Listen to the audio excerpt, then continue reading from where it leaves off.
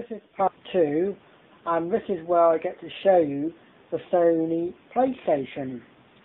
Right, let me just say, the Sony PlayStation was first released in Japan on December the 3rd, 1994, and then it was released in the UK on September the 29th of 1995.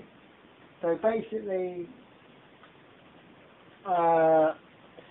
it didn't get released into the UK until the end, middle of 1995. And it is another 5th generation console, as like the Saturn is. It's a 32-bit, and basically it was discontinued on March the 23rd of 2006. So basically what Sony done with the PlayStation was they brought like portable PlayStations out, so they actually made the PlayStation smaller and more compatible, so you could store it much more better than the original one from 1995. Anyway, let me just give you a little guided tour of the Sony PlayStation. Let me just zoom my camera out.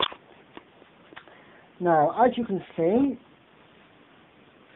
this is the Mark II.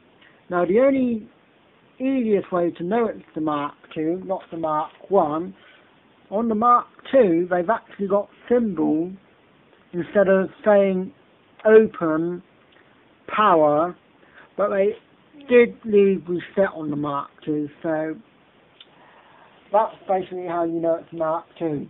You got the original Sony PlayStation logo there, with the P coloured red, and you got your multicoloured F and PlayStation underneath, and you got Sony at the top.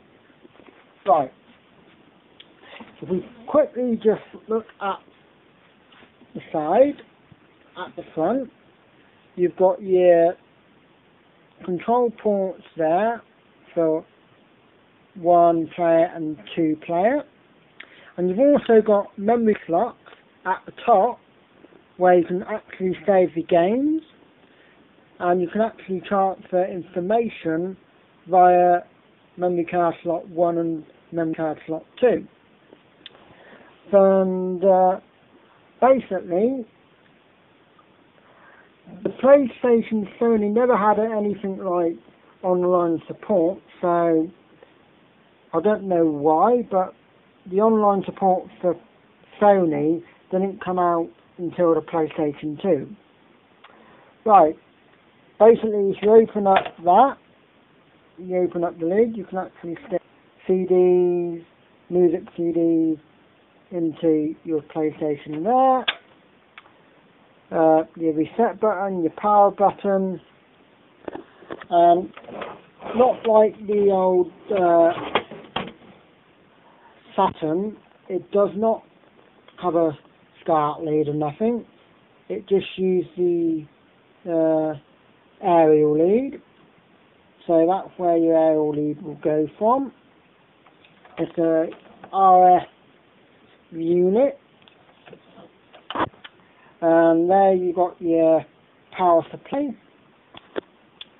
and I don't know what the parallel I/O is meant to do, and I'm not even sure what the serial I/O is meant to do, so if anybody has any idea what they do, I'd like to hear some comments on it. Right, basically that is basically the Sony PlayStation. Right, let me just show you quickly the memory card. That is one basic memory card which will save games. Basically you just stick your memory card into the slot there, and you can save games. Now not every PlayStation had the memory card feature, but most of them did. Right, just swap that one out. Now if I just quickly show you, there is the DualShock analog control pad. It's not the official Sony one, but this one was brought out in 1999, made by Gamester. And basically you got your analog, turbo and auto buttons there. Now if you turn your analog button on, you'll be able to use the analog stick. You've got your basic X, square, triangle and circle for your buttons. Whoops. And also you've got your directional pad there. So basically that is the control pad for the Sony PlayStation. Now the original control pad was not an analog one, so I don't think they brought the analog ones out till 98, maybe 99. It could have been a bit earlier, but I'm not quite sure when the analog control pads actually came out. Well, there you go. That is the Sony PlayStation. Thanks for watching this YouTube vid, brought to you by Quimbo 007. Thanks for watching.